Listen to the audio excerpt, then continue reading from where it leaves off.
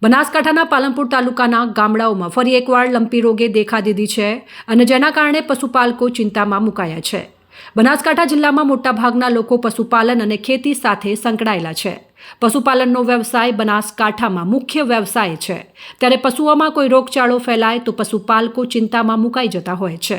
ત્યારે 2 વર્ષ પહેલા લંપી વાયરસ આવ્યો હતો અને જેના કારણે બનાસકાંઠામાં હજારો પશુઓના લંપી વાયરસના કારણે મોત થયા હતા। ત્યારે છેલ્લા 1 સપ્તાહમાં પાલનપુર તાલુકાના ચંડીસર, ભૂતેડી સહિતના ગામોમાં પશુઓમાં લંપી વાયરસે દેખા દીધી છે।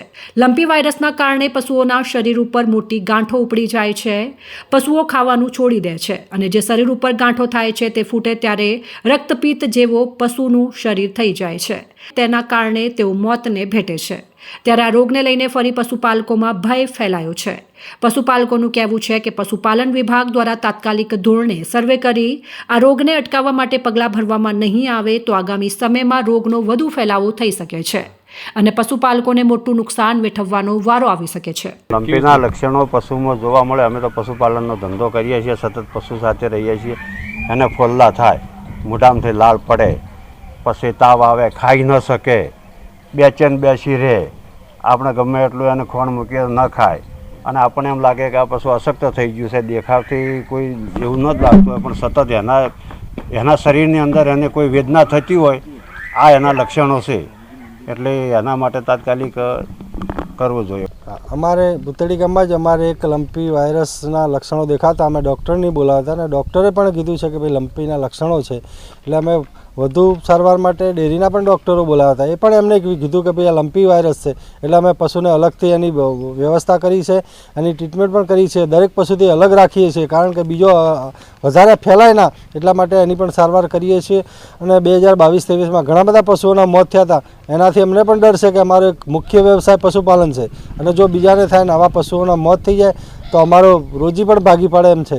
એટલે અમે તંત્રને પણ જાણ કરી હતી, પણ તંત્રએ વહેલી તકે પગલાં લેવા જોઈએ અને આ પશુઓને થતો અટકાવવો જોઈએ અને સેમ્પલ લઈ અને ચકાસવા જોઈએ અને આગળ પણ આવા ન થાય એની પણ તકેદારી રાખવી જોઈએ। ડૉક્ટરનું કહેવાનું કે અત્યારે ચંડીસર, ચડોતર અને અન્ય ગામોમાં પણ આવા લંપી વાયરસ શરૂ થઈ ગયો છે, તો જો આ વધુ લંપી ફેલાય ના અને ખેડૂતોના, પશુપાલકોના પશુઓનો મોત ન થાય એ માટે તકેદારી રાખવી જોઈએ। રસી પણ હમણાં તાજેતરમાં જ આપવામાં આવી હતી, છતાં પણ આ રોગ થયો છે તો તંત્રએ પણ એના પર કરવું જોઈએ કે ભાઈ આ રસી પછી પણ કેમ થાય છે, તો એનું પણ એને યોગ્ય નિદાન કરવું જોઈએ। હા, આ માટે પશુપાલન અમારા માનનીય નિયામક શ્રી દ્વારા પણ ખૂબ જ તકેદારી રાખવામાં આવી રહી છે અને સમગ્ર રાજ્યમાં આ તકેદારી રાખવામાં આવી રહી છે। અત્યારે ચોમાસું હોવાના લીધે અત્યારે આ રોગ ફેલાવાની સંભાવનાઓ જે જીવાતના ઉપદ્રવ વધારે હોય છે એટલે વધારે રહેતી હોય છે અને આ વિષાણુજન્ય રોગ છે એટલે અસરગ્રસ્ત પશુમાંથી માખી, મચ્છર, જૂ ઇત્યાદિ દ્વારા બીજા પશુમાં ફેલાતો હોય છે અને ચોમાસામાં આ જીવાત વધારે હોય છે એટલે અત્યારે સંભાવનાઓ વધારે હોય છે। અને અત્યારે આપણા જિલ્લામાં મોટાભાગે 10.5 લાખ જેટલા પશુઓનું રસીકરણ થઈ ગયું છે અને અમારા વિભાગ સર્વે પણ કરી રહ્યો છે અને પશુપાલકોને પણ એવી વિનંતી કરીએ છીએ કે આપના ધ્યાનમાં ક્યાંય કોઈપણ પ્રકારનો આ પ્રકારનો કેસ આવે તો સતર્કતા રાખી માખી, મચ્છર, જૂ ઇત્યાદિ જીવાતનો ઉપદ્રવ કંટ્રોલ કરી અને નજીકના પશુ દવાખાનાને જાણ કરવાનું રાખશો, જેથી કરીને આ કેસ આપણે જાણી શકીએ અને એમાં વાસ્તવિકતા શું છે એ ખ્યાલ આવે। અત્યારે રસીકરણથી ટેમ્પરરી રિએક્શનમાં પણ એવા થોડા રોગના ચિહ્નો જણાતા હોય એવું થતું હોય છે, કેમ કે આ લાઈવ વેક્સિન છે એટલે ડરવાની જરૂર નથી।